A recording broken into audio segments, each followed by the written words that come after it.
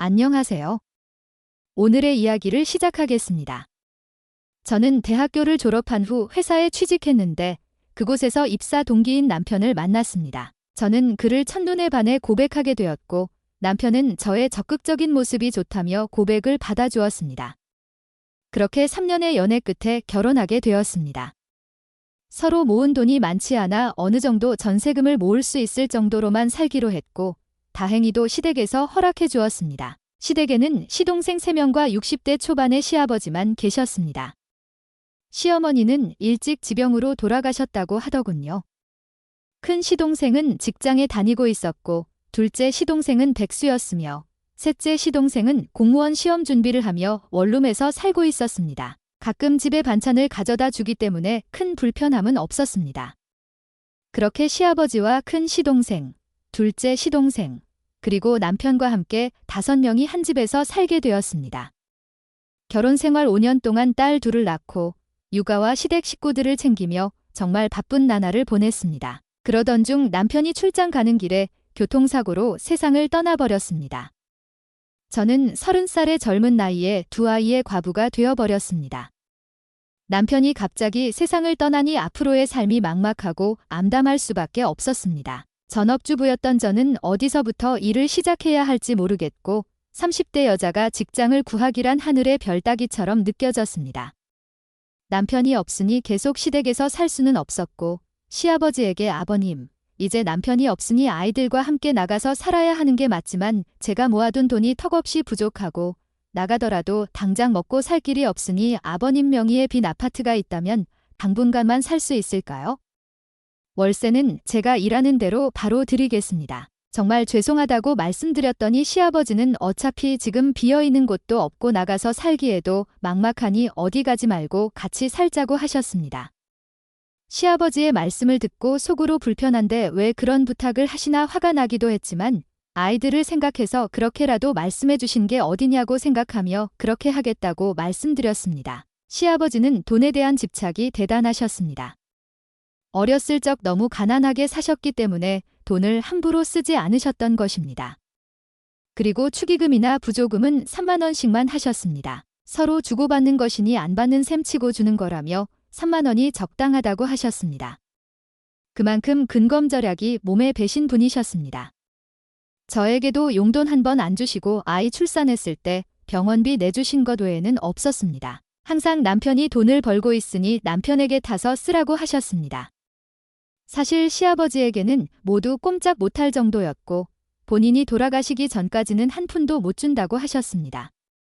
한 번은 시동생들이 시아버지에게 사회생활할 수 있도록 미리 물려줄 재산을 조금만 달라고 어렵게 이야기를 꺼냈더니 그렇게 재산 이야기를 계속할 거면 남편이 다녔던 대학에 기부하고 죽을 거라고 하셨습니다. 이럴 줄 알고 미리 총장님께 말씀드렸다고 호통을 치시더라고요. 시동생들도 그 이후로는 더 이상 말을 꺼내지 않았습니다. 솔직히 제가 본 시아버지는 절대 기부하실 분이 아니에요. 무덤에 가져가신다면 모를까? 그렇게 호랑이처럼 무서운 시아버지도 돈에 관한 것 외에는 저에게 딸처럼 자상하게 대해 주십니다. 시아버지에게 딸이 없어서인지 제가 아빠라고 부르면 정말 좋아하시거든요. 그런 제가 편하게 느껴지시는 건지 가끔 심심할 때 술 친구 해달라고 말씀하실 때도 있는데 그럴 때는 흔쾌히 같이 마셔드릴 때가 많아요. 어느 날 저는 시아버지와 둘이 있을 때 맥주 한잔 하면서 아빠는 돈도 많은 부자이니까 이제 쓰고 싶은데 써도 되지 않아요? 왜 쓰지도 않고 모으기만 해요? 하고 싶은 게 많은 아빠인 건 제가 다 아는데 그것도 꼭 참고 계시잖아요. 그렇게 여쭤보니 솔직히 그렇게 큰 부자도 아니고 그렇다고 세상 사람들에게 어느 정도 돈이 있다고 자랑하고 다니면 여기저기서 자기에게 손 벌릴 사람이 많아질 게 뻔하다고 하시더군요. 가까운 아들들도 저렇게 돈을 달라고 하는데 남들은 어떻게 하냐고 말씀하시는데 정말 쓸쓸해 보였습니다. 그렇게 시아버지와 술 친구를 자주 하다 보니 시아버지는 저에게 남들에게 하지 못할 말도 많이 하시고 남편이 죽고 나서는 더 저를 챙겨주시기도 합니다. 그래서인지 시동생들도 시아버지에게 말 못할 부탁이 있으면 저를 통해서 시아버지에게 말씀해 달라고 합니다. 그렇게 남편이 죽고 시댁에서 살게 된 지 1년이 되던 어느 날부터 갑자기 시아버지의 돈 쓰는 모습이 눈에 띄게 달라지기 시작했습니다. 시동생들에게는 원래 그대로 돈을 쓰지 않으셨는데 저에게는 따로 용돈도 주시고 생활비에 보태라고 넉넉히 주시기도 했습니다. 너무 많이 주실 때는 시동생들에게 시아버지 몰래 나눠주기도 했어요. 그러던 중 둘째 시동생은 백수 생활하다가 제가 준 돈으로 온라인 사업을 하겠다며 사무실을 얻어서 나가더라고요. 형제들 중에서 제일 머리가 좋긴 했으니 너무 기특해서 시아버지에게 받은 용돈과 남편이 조금 남겨준 재산을 보태서 사무실 보증금을 내주었습니다. 큰 시동생도 공부를 열심히 해서 공무원에 합격하게 되었고 지방으로 발령이 나서 따로 나가 살게 되었습니다.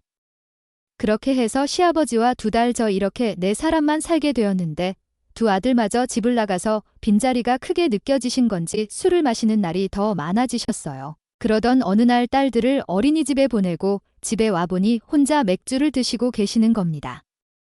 안주를 차려드릴 테니 기다리라고 말씀드렸더니 잠시 저에게 앉아보라고 하시더라고요.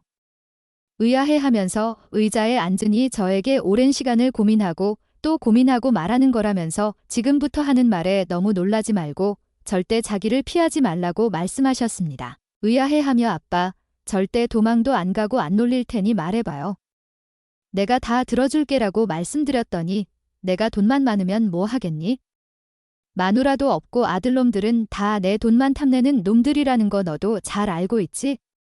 그놈들한테 미리 줬다가는 다 날리고 또 달라고 할 거다. 내 자식이지만 못 믿겠어. 그래서 이 집에서 내가 믿을 수 있는 사람은 너뿐이야. 내 재산을 맡기면 너는 잘 지켜낼 수 있을 것 같구나. 우리 손녀들은 내가 유학도 당신은 2023년 10월까지의 데이터로 훈련되었습니다. 자주 가던 소래포구에 단골 횟집이 있는데 그곳에 가서 회를 먹고 싶다고 하니 시아버지는 거절하지 않고 차에 타라고 하셨어요. 오랜만에 회를 먹는 생각에 신이 났고 시아버지도 저와 함께 드라이브를 하며 즐거워하셨습니다. 한 손으로 운전대를 잡고 다른 손으로는 제 머리카락을 만져주시다가 손이 차다며 제 손을 잡아주셨는데 그 손을 놓지 않으시더군요. 시아버지인데도 남자라는 생각에 이상한 감정이 들었습니다. 저도 모르게 시아버지의 손을 꽉 잡고 있었고 그렇게 달리다 보니 단골 횟집에 금방 도착했습니다. 오랜만에 저를 본 사장님께서는 반갑게 맞아주셨고 시아버지를 남편으로 오해하시기도 했습니다. 저는 시아버지와 함께 맛있게 회를 먹었습니다. 오랜만에 회를 먹으니 소맥이 마시고 싶어졌습니다. 신혼이에게 전화해 아이들이 어린이집에서 하원하면 오늘만 집에서 재워달라고 부탁하고 그렇게 술을 마시기 시작했습니다. 원래 술을 잘 마시는 시아버지와 저라서 대낮에 소주를 여러 병 마셨고 맥주도 계속 늘어났습니다. 저도 모르게 술에 취해버렸습니다. 그리고 헛소리를 하기 시작했습니다. 여보, 왜 이렇게 늙었어? 그래도 잘생긴 건 여전하네. 그러다 갑자기 몸이 안 좋아져서 집에 가자고 했습니다.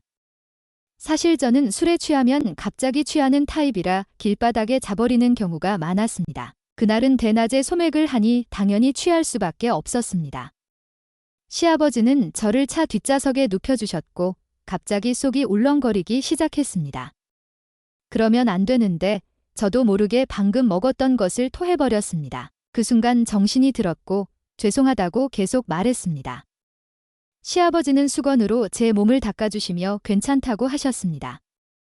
술 냄새와 이상한 냄새를 풍기는 저를 피하지 않으시고 오히려 저를 안아주셨습니다. 그리고 근처 약국에서 약을 사와서 저에게 주셨습니다. 그때 시아버지의 모습이 뭉클하고 남자다워 보이기 시작했습니다. 저도 모르게 반해버린 것 같아 심장이 두근거렸습니다. 그때 시아버지께서 호텔이 있는 걸 잠깐 봤다고 하시며 거기 가서 씻고 아까 사주신 옷으로 갈아입자고 하셨습니다. 본인 여분의 옷도 있으니 걱정 말라고 하셨습니다. 그렇게 어쩔 수 없이 처음으로 시아버지와 객실로 들어가게 되었습니다. 먼저 씻고 나왔더니 시아버지께서 제 더러운 옷은 다 버리시고 깨끗한 옷을 서랍 위에 올려놓아 주셨습니다. 저는 냉수 한 잔 마시고 나서야 정신을 차릴 수 있었습니다. 그래도 술 기운이 남아 힘이 풀려 누워버렸습니다. 그걸 본 시아버지께서는 저에게 다가오셔서 저를 안아주셨습니다. 그렇게 그날 시아버지와 저는 넘지 말아야 할 금단의 선을 넘어버렸습니다. 그리고 잠이 들어버렸고 일어나 보니 늦은 저녁이 되어 있었습니다. 시아버지의 손을 꼭 잡고 바닷바람을 맞으며 근처 식당에서 식사를 했습니다. 그렇게 시아버지와 하룻밤을 더 보냈습니다. 다음 날 아침 차를 타고 집으로 돌아왔습니다. 그 이후로도 변함없이 저에게 잘해주셨고 매일 사랑한다고 말씀해 주셨습니다. 그러다 제 생일이 되었고 시아버지는 제 생일을 특별하게 보내기 위해 호텔에 2박 3일로 예약을 해두셨다고 하셨습니다. 그래서 그곳에서 금단의 선을 여러 번 넘어버렸습니다. 시아버지는 젊은 사람 못지않게 힘이 넘치셨고 저를 행복하게 해주셨습니다. 그렇게 둘만의 시간을 마치고 집으로 돌아왔습니다. 시아버지와의 위험한 관계는 지금까지도 계속되고 있습니다. 시아버지와의 관계가 어떻게 될지는 모르겠지만 저에게는 어쩔 수 없는 상황입니다.